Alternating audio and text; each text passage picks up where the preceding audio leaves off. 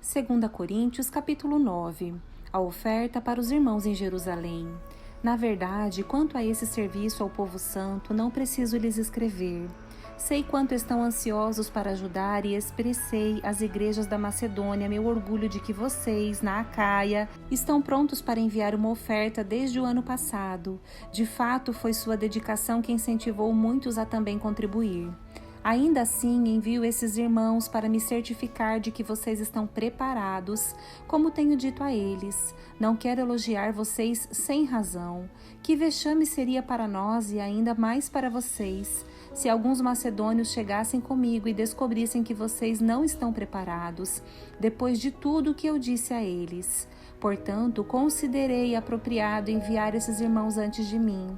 Eles cuidarão para que a oferta que vocês prometeram esteja pronta. Que seja, porém, uma oferta voluntária e não entregue de má vontade. Lembrem-se, quem lança apenas algumas sementes obtém uma colheita pequena, mas quem semeia com fartura obtém uma colheita farta. Cada um deve decidir em seu coração quanto dar.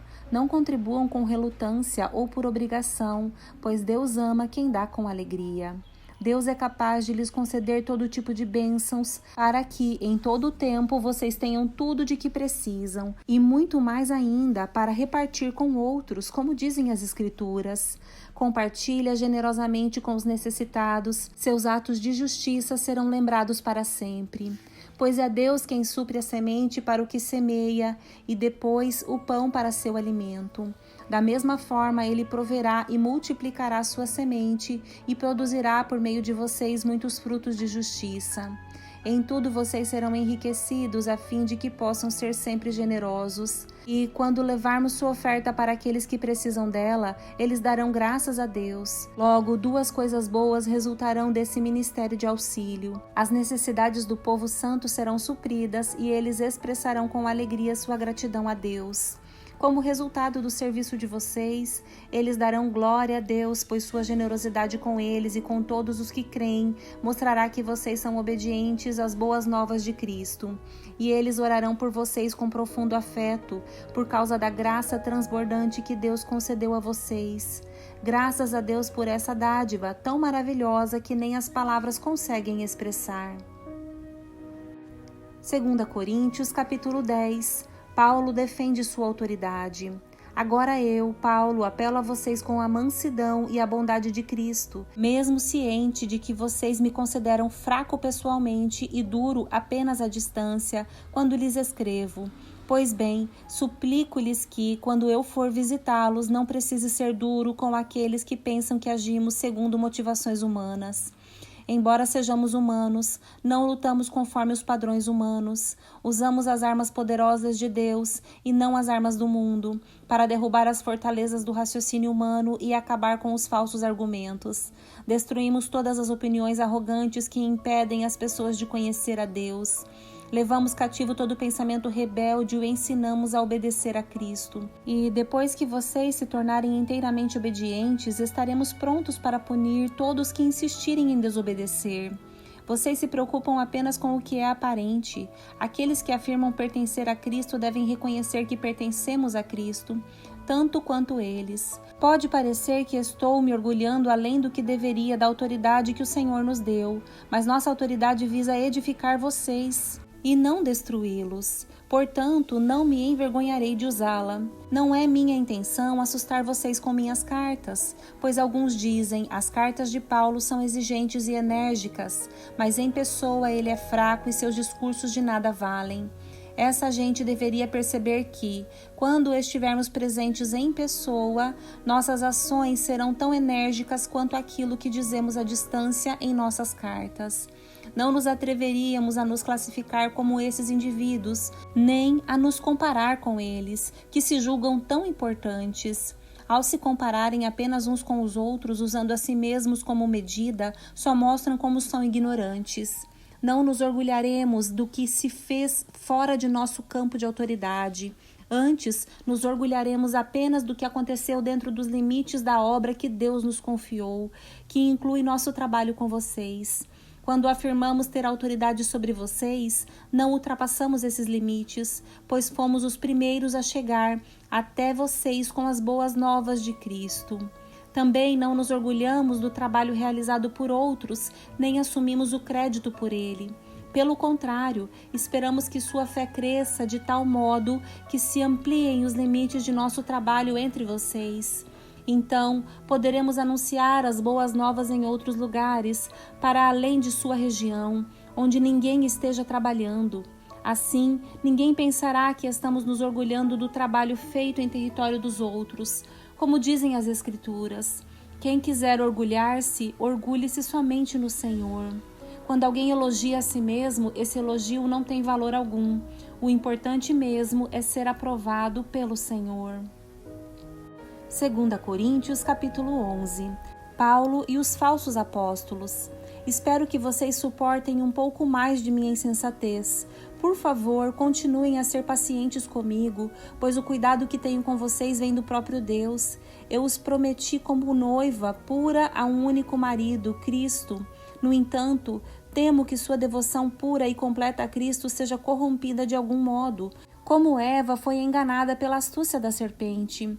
Vocês aceitam de boa vontade o que qualquer um lhes diz, mesmo que anunciem um Jesus diferente daquele que lhes anunciamos, ou um Espírito diferente daquele que vocês receberam, ou boas novas diferentes daquelas em que vocês creram.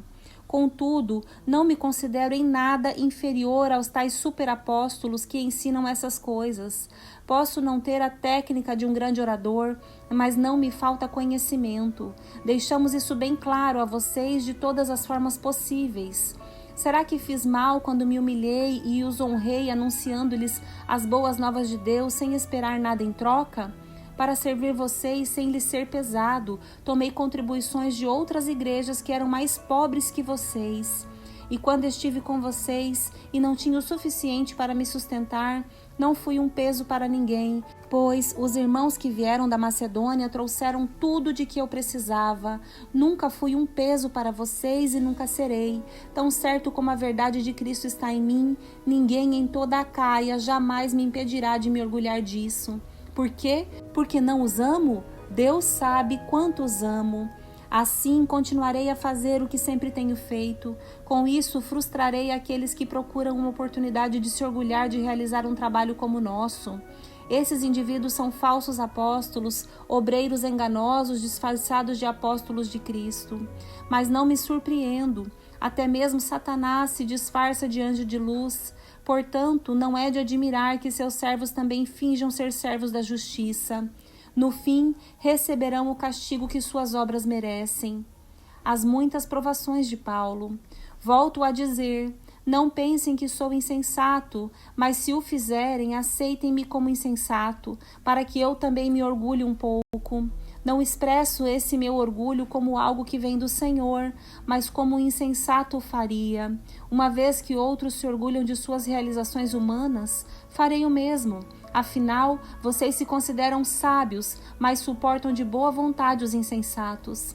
Aceitam que outros os escravizem, devorem seus bens, se aproveitem de vocês, os menosprezem e lhes batam no rosto.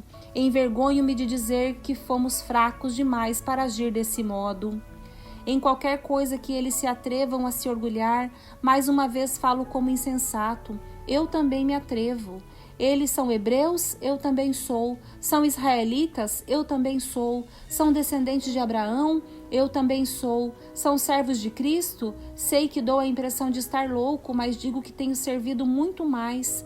Trabalhei com mais dedicação, fui encarcerado com mais frequência, perdi a conta de quantas vezes fui açoitado e em várias ocasiões enfrentei a morte. 5 vezes recebi dos líderes judeus os 39 açoites. 3 vezes fui golpeado com varas. Fui apedrejado uma vez. 3 vezes sofri naufrágio. Certa ocasião passei uma noite e um dia no mar, à deriva. Realizei várias jornadas longas. Enfrentei perigos em rios e com assaltantes. Enfrentei perigos de meu próprio povo, bem como dos gentios. Enfrentei perigos em cidades, em desertos e no mar. E enfrentei perigos por causa de homens que se diziam irmãos, mas não eram. Tenho trabalhado arduamente, horas a fio. E passei muitas noites sem dormir, passei fome e senti sede, e muitas vezes fiquei em jejum, tremi de frio por não ter roupa suficiente para me agasalhar. Além disso tudo, sobre mim pesa diariamente a preocupação com todas as igrejas. Quem está fraco, que eu também não sinta fraqueza? Quem se deixa levar pelo caminho errado, que a indignação não me consuma? Portanto, se devo me orgulhar, prefiro que seja das coisas que mostram como sou fraco. Deus, o Pai de nosso Senhor Jesus, que é digno de louvor eterno, sabe que não estou mentindo. Quando estava em Damasco, o governador sobre o rei Aretas pôs guardas às portas da cidade para me capturar. Para escapar dele, tive de ser baixado num cesto grande, de uma janela no muro da cidade. 2 Coríntios, capítulo 12. A visão de Paulo e o espinho na carne. É necessário prosseguir com meus motivos de orgulho, mesmo que isso não me sirva de nada. Vou lhes falar agora das visões e revelações que recebi do Senhor.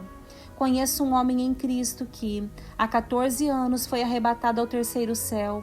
Se foi no corpo ou fora do corpo, não sei, só Deus o sabe.